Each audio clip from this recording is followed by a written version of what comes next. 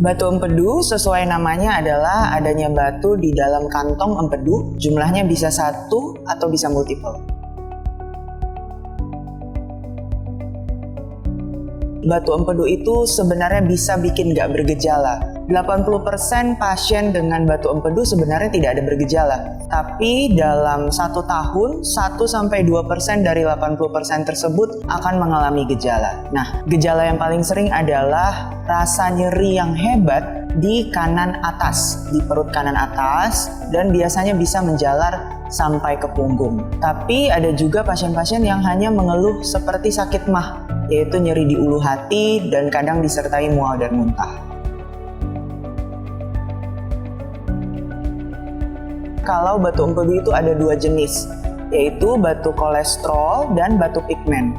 Nah, batu kolesterol sesuai namanya pasti disebabkan dan ada banyak hubungannya dengan diet yang kita makan. Biasanya disebabkan oleh makanan-makanan yang mengandung lemak tinggi dan orang-orang yang kurang makan serat.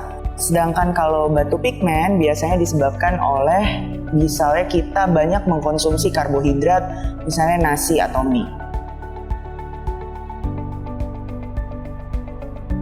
Yang bisa terkena batu empedu secara patofisiologi sih sebenarnya bisa dari muda sampai usia tua.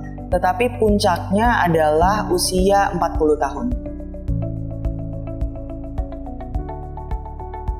Agar terhindar dari batu empedu, kita harus mulai mengatur makanan, mengatur diet, mengurangi makanan-makanan yang berlemak, dan meningkatkan makanan-makanan yang mengandung serat. Nah, untuk menghadapi batu empedu, bila misalnya kita mengeluhnya hanya mual dan muntah, kita harus menyingkirkan penyebab-penyebab lain, misalnya dari lambung. Dan biasanya dokter akan menganjurkan untuk melakukan endoskopi. Tapi, bila keluhannya sudah jelas, yaitu nyeri di perut kanan atas yang menjalar hingga ke punggung, akan dilakukan pemeriksaan untuk memastikan bahwa keluhannya itu jelas dari batu empedu, lalu harus diangkat. Kalau misalnya keluhan yang dirasakan sudah jelas dari batu empedu, maka pasien bisa berobat ke ahli bedah digestif atau ahli bedah saluran pencernaan.